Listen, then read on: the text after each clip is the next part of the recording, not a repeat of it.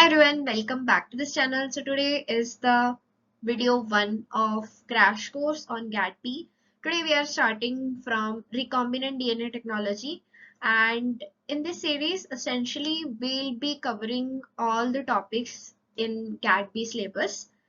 But these video series will be sort of revision, but if you haven't covered these topics then also you'll be able to understand, and I will try to cover all topics in this particular section of the syllabus of Gat-B. So without delay, let's get started. So I would like to start by providing a short introduction of RDT, what actually it is. So I'm pretty sure you are aware of insulin being produced by E. coli. In short, humulin.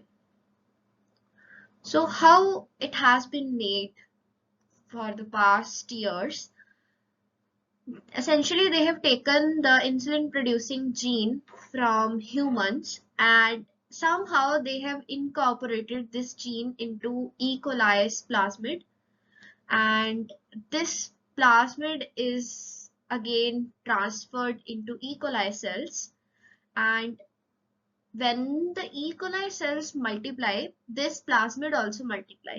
So as this particular insulin producing gene is also incorporated in these plasmids, so with increase in copy number of bacteria, host bacteria, this insulin producing protein is also being duplicated, and at the end of each batch these cells are harvested and the insulin protein is essentially purified, and it has been present in the market for the past many years.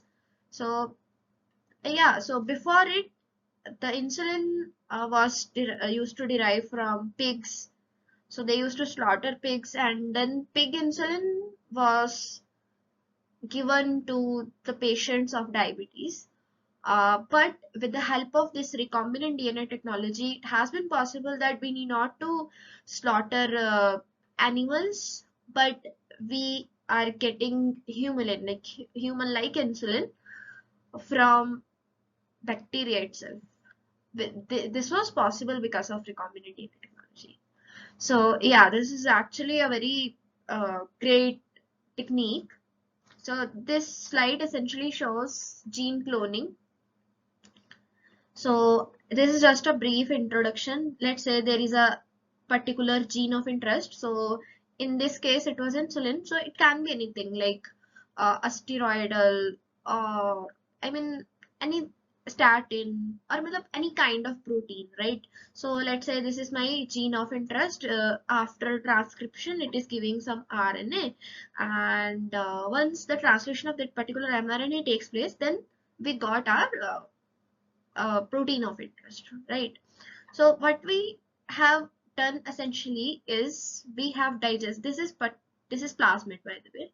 So this plasmid have some sort of specific site on which a particular enzyme named as restriction enzyme can make a cut and split this plasmid into two, not two, basically it produces two sticky ends at the end of the plasmid, and using the same enzyme we harvested our gene of interest. So we use one more enzyme named DNA ligase.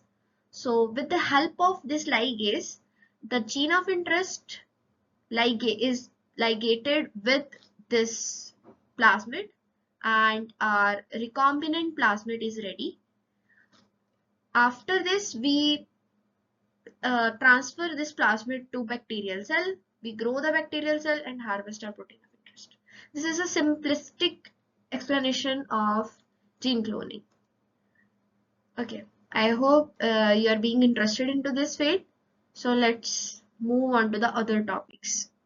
Yeah, so as I have told that we are using restriction enzymes, that are particular sort of enzymes to cut the plasmid into two parts as well as to harvest our gene of interest from the source.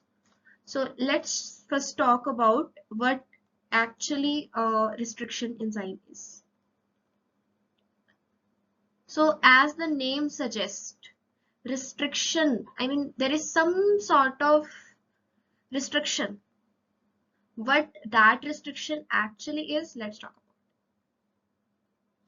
Yeah. So basically, restriction enzymes, we can also say these act as molecular seizures. As we have seen, they basically scans a particular sequence of DNA, and since they are restriction enzymes, means they will cut at a particular sequence and particular length of sequence, a particular base pair sequence. So first, whenever there is a DNA molecule, plasmid or whatever, they will scan for their restriction site. I mean the sequence of bases at which they will make a cut, and where they will make the cut, within which bases, that is also restricted. That's why we are saying them restriction enzymes. So basically these are molecular seizures that cut the DNA at a specific position. Therefore they are named as restriction enzymes. The bestest example of restriction enzyme is EcoR1. This EcoR1, it cuts at GAATC. I mean this is the restriction site. Means whenever there is a DNA, this restriction enzyme means the EcoR1 will scan for this particular sequence in the DNA, and wherever it, there is one more T. So wherever it will find this GAATTC, it will make a cut. Okay, so when it make a cut, the plasmid or the DNA will be broken down. I mean there will be a cut basically. So if it is a circular DNA, then it will become a linear. If it is already linear, then there is a GAT, that is a restriction site of this particular enzyme. Then what will happen? The linear DNA will cut down into two parts. So it essentially, the fate after restriction digestion depends upon the nature of the DNA itself. Great. So let's talk about the types of these restriction enzymes. So basically, these restriction enzymes are of three types. Type 1 restriction enzyme, type 2 and type 3. Which out of these is most commonly used? So the type 2 is commonly used in RDT, and it is more sort of importance than other two because this is having maximum specificity. I mean it is that much specific that it will scan the DNA sequence.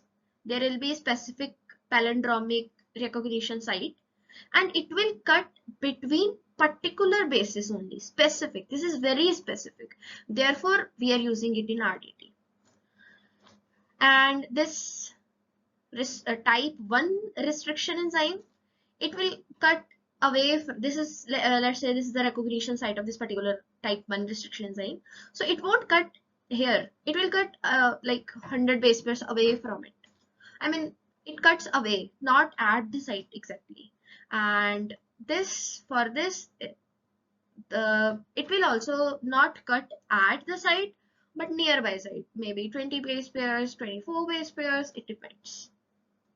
Okay, so since the type 2 restriction enzymes are more specific, I mean they will scan their particular recognition site, they will cut at the specific position of the bases.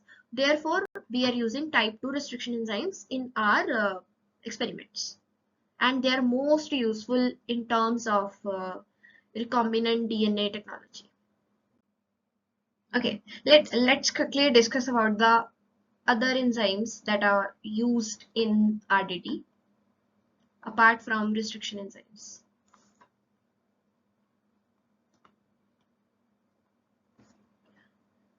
Okay, so the first enzyme is DNA ligase. as we have discussed that we are using restriction enzymes to cut the plasmid as well as the gene of interest. So in order to join these both sets of DNA, DNA ligase is used. So basically this DNA ligase forms the phosphodiester bond between 3' OH and the 5' phosphate of the DNA strands. The next one is DNA polymerase. As the name suggests, this enzyme has a role in making copies of DNA in PCR. Yeah. There is one more enzyme named reverse transcriptase.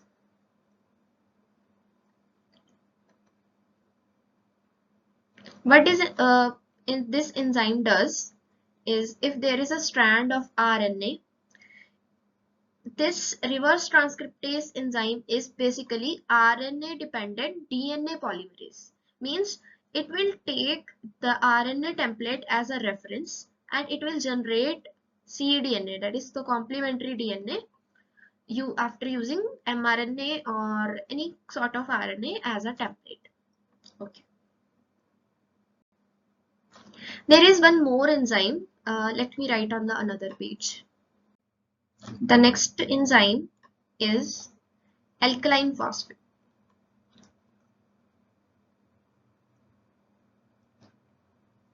So whenever you see phosphatase, this means it is removing phosphate, removing phosphates from the 5' ends of the DNA. There is one more enzyme, that is polynucleotide kinase.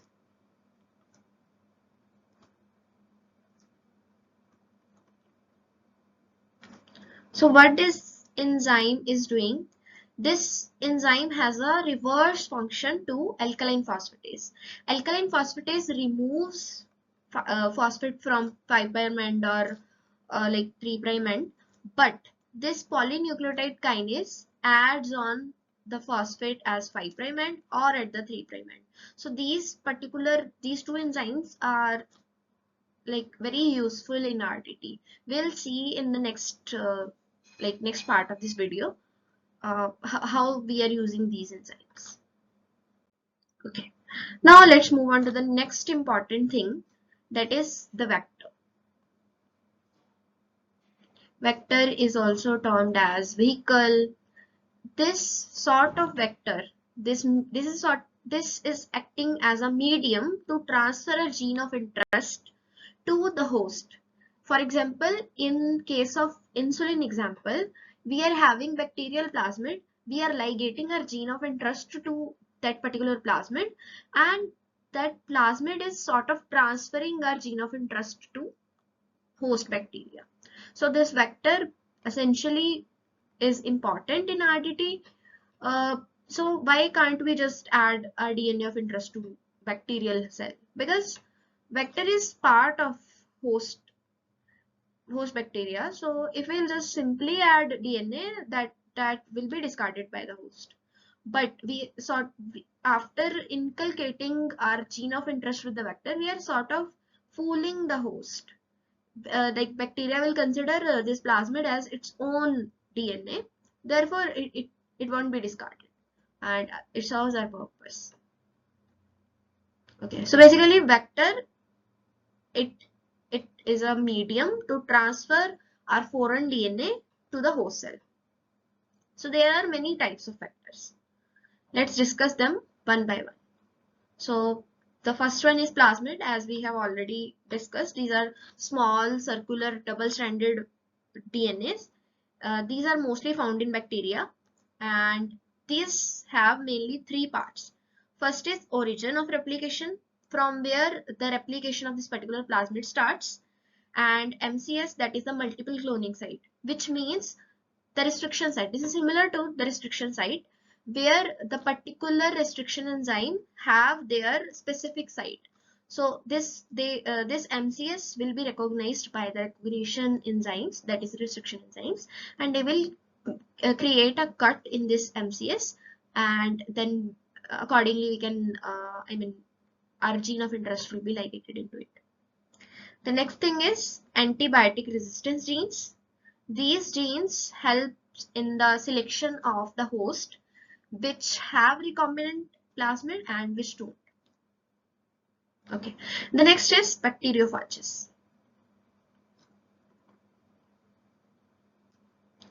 As the name suggests, bacteriophages means bacterial phages.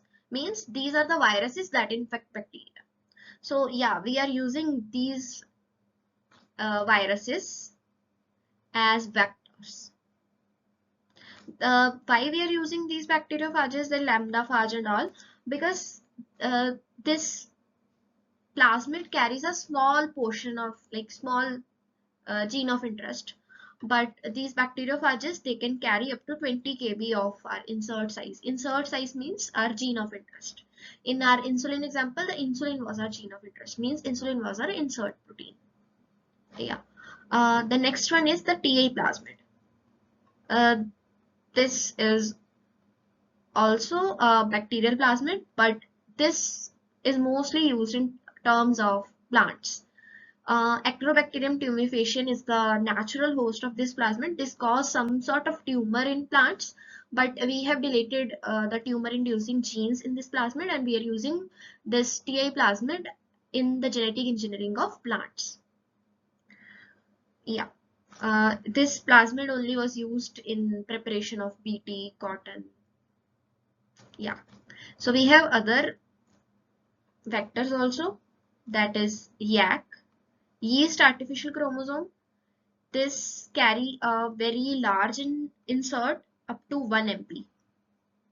And yeast artificial chromosome, as the name suggests, it has been derived from yeast. Okay. There are mammalian vectors as well. So what is the difference between these bacterial vectors and the mammalian vectors? In the mammalian vectors, you will have promoters, enhancers, so many other things, because the eukaryotic systems are complex. So therefore they are having extra elements than the bacterial systems. Okay. So let me show you a very important example of plasmid, that is PBr322. This is a very famous plasmid. So as you can see, this is a sort of, these are MCS. Basically, this plasmid contains the recognition sites for several enzymes, like it has for EcoR1, HIN2, EcoR5, BAMH1, CEL, so PST1. So it basically contains the recognition sites of several enzymes. Means this plasmid can be used for cloning, and we can use these many enzymes for cutting off this particular plasmid. And it contains this ampicillin resistance selectable markers, ampicillin resistance gene. So this basically helps in screening. How it helps in screening, I can show you with the help of an example. So let's say we cloned a particular gene of interest using this PST1. So here I cut the plasmid and inserted a gene of interest here. Now the gene for PST1 has been divided into two parts. So here is my gene of interest now. But the PST1 has been divided now. So this function, the PST1, I have cut it here, right? So this region contained ampicillin resistance gene. So now the ampicillin resistance portion has been divided into two parts. Means the gene for ampicillin resistance is no longer functional. Great. So if it is no longer functional, this is called as insertional inactivation, right? So we will have two sort of cells. The two or more even. There are cells who will take up the plasmid intact. Means there will be no gene of interest in them. So if we'll keep growing these cells also, it will be waste of resources. We are just like like we are just allowing other cells, waste cells, to grow. They are not helping us in any way because they don't have gene of interest. So we, in order to optimize the process and to make maximum profit and maximum yield of our gene of interest, we want to grow only those cells, we want to select only those cells which have a gene of interest, means the cells which are recombinant, which have recombinant plasmid. So in order to select these plasmids from uh, the futile plasmids, futile host, which means the cells that lack recombinant DNA. So what we use, we grow them on the ampicillin media. So as we know that we do replica plating first. So the cells or colonies which have recombinant DNA, their ampicillin resistance gene is not functional. So we grow the cells on ampicillin resistance media, ampicillin containing media. So the cells which are recombinant, which have recombinant plasmid, won't be able to survive on ampicillin media. Therefore, we can spot the colony on replica plate. Yeah, this is the plasmid which have recombinant DNA, and the cells which can happily grow in ampicillin media means they do not have gene of interest. So we'll discard those. But the cells which were killed on a replica plate, we will choose those cells from the parent colony and we'll amplify those cells for our purpose. Great. So this plasmid also contains ori, means the region of replication, from where the replication of this particular plasmid starts. Great. Now let's talk about cDNA library. As we know, as the name suggests, cDNA means the complementary DNA. So how we make it? This basically is synthesized from mRNA. So we take the mRNA, and as we discussed about the reverse transcriptase enzyme, so we take that enzyme, reverse transcriptase enzyme. This is RNA dependent DNA polymerase. So it make cDNAs, and we can make these cDNAs from every mRNA in the cell. We isolate the mRNAs from the cell, and for every mRNA we can create cDNAs. So the collection of those all complementary DNAs is termed as cDNA library. So how this is useful, why is it is useful? So we will see their applications in the methods in biology wala video. But for now, I can tell you that this cDNAs are mostly useful in terms of sequencing RNA, and they have many more other applications. But for now, you just have to remember that what is cDNA library. Why we create cDNA? Because mRNA is very difficult to sequence because of their stability issues.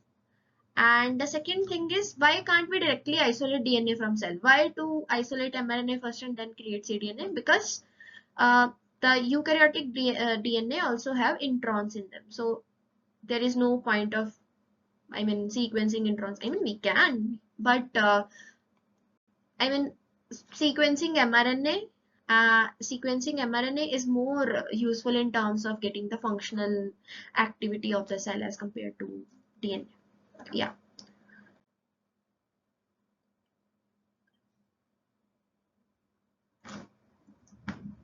Okay.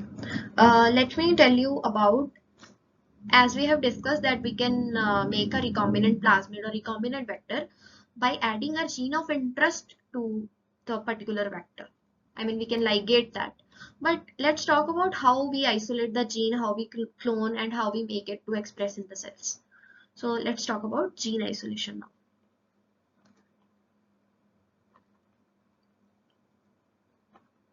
Yeah. So first of all, we have to identify our application. For example, in case of insulin, we want to clone insulin. Therefore, we have identified our gene that yeah, I want to clone insulin. That's, for example, in some sort of antibiotic making gene is there. I want to make that antibiotic. So that's up to us. That is subjective. That is subjective to the application. But we want, like, selection of gene depends on your application. If we want to produce a particular protein in abundance, then we have to choose the gene of interest that can produce that protein. Okay. So then we have to find out the host. in which that particular gene is naturally present. So first we have to identify the host. From host we have to isolate the DNA. Once we have the DNA, then we can we can use, either we know the sequence already, the sequence of our gene of interest, of course we have to know, and in the sequence if there are some sort of recognition sites, we can use restriction enzymes to cut those that gene of interest. But say for example we that particular gene of interest sequence do not have any restriction site, then what we do, we can do PCR. How PCR? We can design primers against the particular gene of interest, and then we run the cycles of PCR. So PCR will generate the multiple copies of that particular gene of interest, and we'll have our gene of interest in abundance. Great. Then we do cloning. After isolation, we do cloning. I have already explained gene cloning in the very first beginning. In the mammalian cell, that is sort of different in terms of vector. Otherwise, the steps in gene cloning remains more or less same. Okay. And then we, as I told that in the mammalian vectors, we have promoters and enhancers. So basically promoters, the sequences, they are basically acting as a regulatory elements. If we provide some sort of, some chemical, then they will be activated, and then they will promote the expression of the particular gene of interest in the cell. If this substance inducer is absent, then the expression won't be happening. Yeah. So let's talk about DNA labeling now.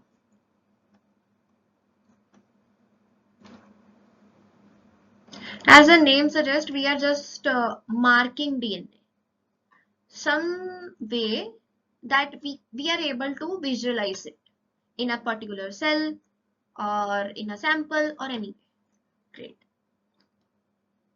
So there are mainly three methods to label DNA. The first is nick translation. The second one is random priming.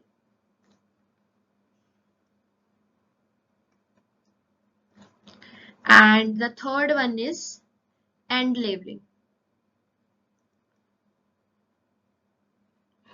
But just a minute.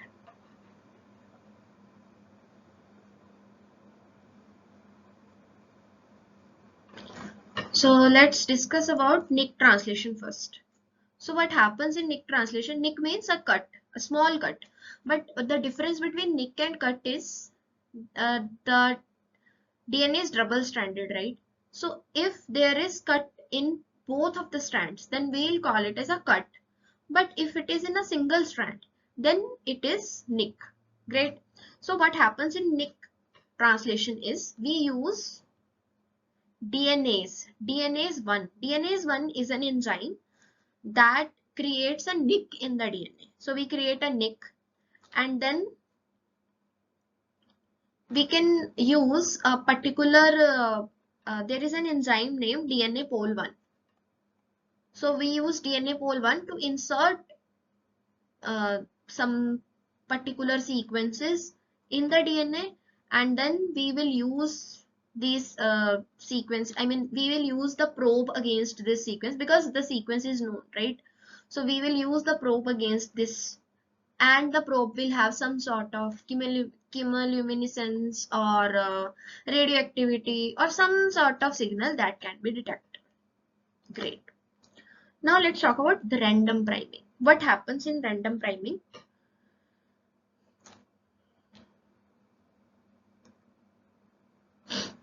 So priming means primer. So we are basically adding random things. So this is double-stranded DNA. So I will I will take random, maybe some sort of labeled DNA probes. So I will incubate those random primers with this DNA. So these DNA, wherever they will find some sort of complementary, they will just bind and they will shine. Yeah, this is random priming. This basically is used in microarray technology. Yeah. And the end labeling, as the name suggests, we will add our element that could be detectable either at the 5' end or at the 3' end. Yeah. Mostly radioactive phosphate is added at 5' end.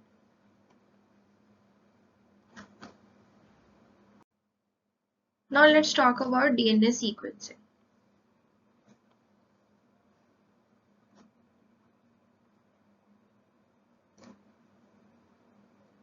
What is DNA sequencing? So DNA sequencing, let's say you have a strand of DNA and you want to know what is the sequence of bases in it. Either it is A, T, G, C, whatever it is. So you want to know that sequence. So we can know. So there are many methods. The classic is Sanger sequencing, but nowadays nobody uses Sanger sequencing. I mean, it's just for the sake of exam, you should know that there is Sanger sequencing. But in real times, we are using NGS, means the next generation sequencing. We are using big sequencers and we are doing next generation sequencing. Yeah, so just for the sake of exam, you should remember that Sanger sequencing is a sort of chain termination method.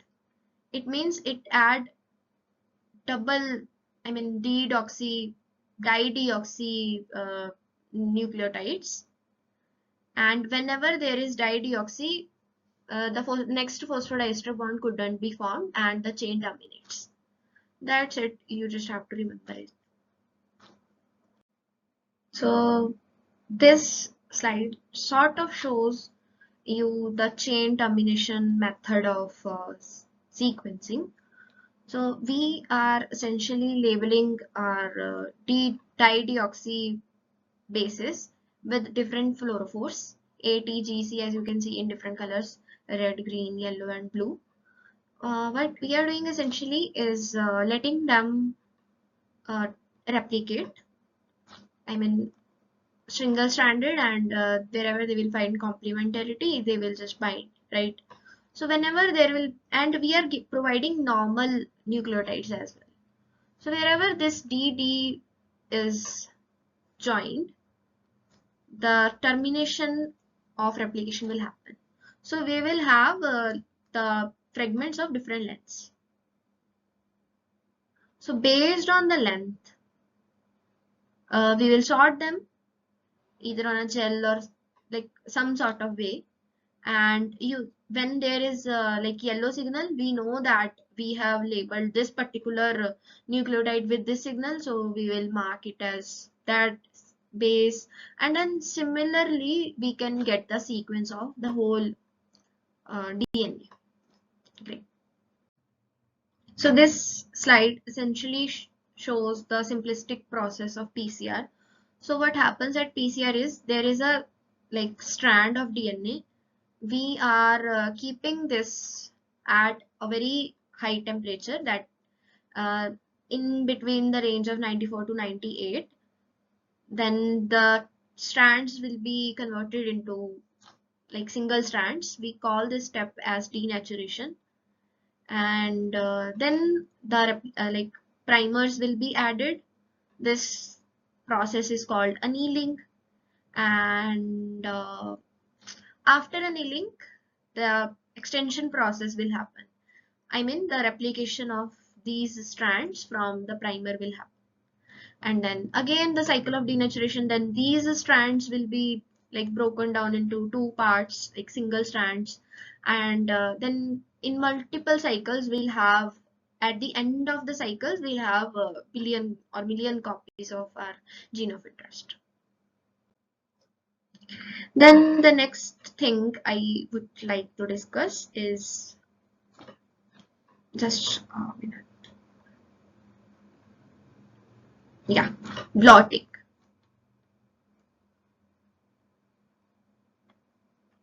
So what essentially blotting is, say for example you have a cell. So in the cell or sort of sample. So in the sample, you know there is DNA, but you want to see if GAATTC, whatever, like GCA, whatever, this particular sequence of DNA is present in this sample or not. If you want to know it, or let's say there is some sequence of protein, you want to see if this particular sequence of protein is there in your sample or not, or it can be RNA. So for this you use blottings. Okay, so blotting is essentially, you can if you are doing it for DNA, then you will call it southern blot. If you are doing this for RNA, you will call it northern blot. And if you are doing it for protein, then you will essentially call it western blot.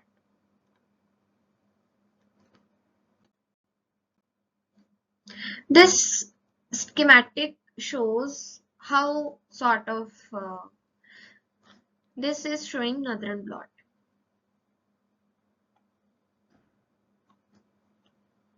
So we have sample, we extracted our RNA, and now I mean schematically it is showing only one strand, but there are multiple. Okay, now you separate those strands in the electrophoresis. Okay, and then what you will do, you will take a sheet and you will blot, you can say, and there are ways to transfer these DNAs,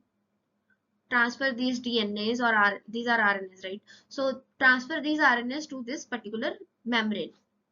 So after transferring, we will incubate our labeled probes. I mean, which will have some sort of radioactivity or some sort of fluorescence that could be detectable, right? So we will incubate this. So when and these probes, let's say I want to find this X sequence.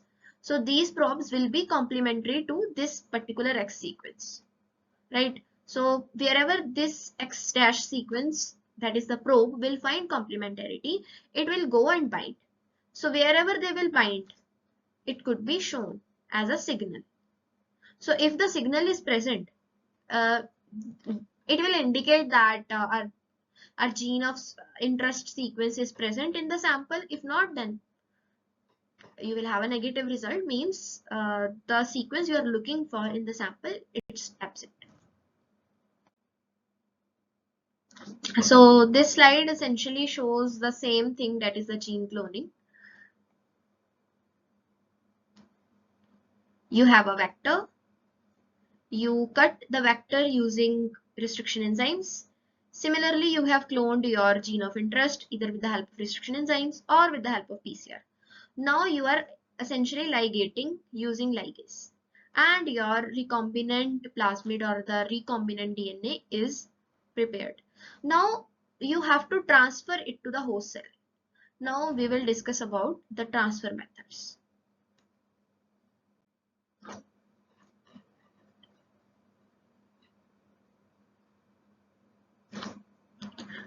So I will make a heading: gene transfer technologies. This is sort of general, right? So there are ways.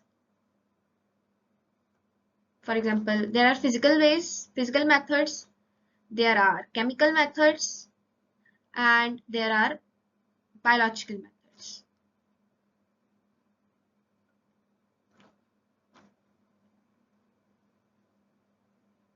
Okay.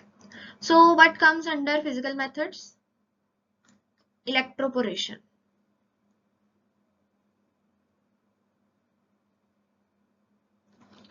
What, as a name suggests, electro means you are using electric current. Poration means you are creating pores. So what will happen? You will take a solution and keep the cells. You will pass current. And when you pass current, what happens is, in the cells, there are small pores. and in the solution there are DNA. So that particular rDNA will enter into the cells. So this method of gene transfer is named as electroporation. There is one more method, that is microinjection. This microinjection technique is also known as biolistics or gene gun method. What happens is, this is mainly used for plant cells. So you keep like thin needle sort of thing. There are big machines for this, and you are adding DNA directly into the cell. Great. This is also termed as gene gun method. Okay. So there are chemical methods also. So let's talk about those. The most common is calcium chloride method. So what happens is, when you like precipitate your cells with this, so this particular salt is precipitated on the membrane, and some sort of pores are created, and your DNA will enter into it. Also, there is one more method, that is liposuction. As the name suggests, some sort of lipids are involved. So what happens is, we pack our DNA into a lipid ball, and then lipid ball, as it is hydrophobic in nature, and it will fuse with the plasma membrane of the host cell, and the content is transferred into the cell. Great. For the biological methods, we are using viruses, for example retroviruses and adenoviruses. Great. So these sort of techniques have a role in gene therapy and creation of other genetically engineering plants and bacteria also. Now let's talk about simplistic application of RDT, that is gene therapy. So as the name suggests, therapy means you are curing some sort of disease, and gene means you are using genes for it. Okay, so basically there is a patient, and in the patient you are that patient is having some sort of genetic disorder, and that genetic disorder is due to a single gene. Just imagine, and the person either lack the enzyme or have a defective enzyme. So what you can essentially do is, you can insert that particular gene into the patient cells, so that the lost function is regained. This is essentially gene therapy. So the person either have a defective gene or lack a gene. So what you are doing is, you are substituting the functional gene into the patient's body. So since the gene is present, the lack or the problems the patient is facing is no longer there, because the gene you have provided is fully functional and is doing its downstream processes. Yeah. So gene therapy could be done in two ways. The first is the ex vivo, and the second is in vivo. So the ex vivo is essentially in the patient body there are a particular type of cells that are lacking a gene, a functional gene. So what you are doing is, you are taking patient cells out, then modifying those cells and retransferring those cells into the patient body. And what happens in vivo, you are directly delivering the gene into the patient body. Great. This is used in vivo is used in cystic fibrosis therapy, and this ex vivo is used in SCID therapy. Great. If you want to solve questions regarding these topics, and soon we are launching Gat-B test series, you should visit Scibits.in website, and you can simply enroll in these free DPPs, and you can practice your questions. This will help you in sort of managing time, as well as it will make you a habit of practicing questions, how to think logically and all. And moreover, the explanations are also present with the answers. So it will be helpful for you to practice. Okay, so with this, I would like to end this video. See you in the next one. Goodbye. Best wishes for your exam. Keep studying and do visit the Scibits website. Great.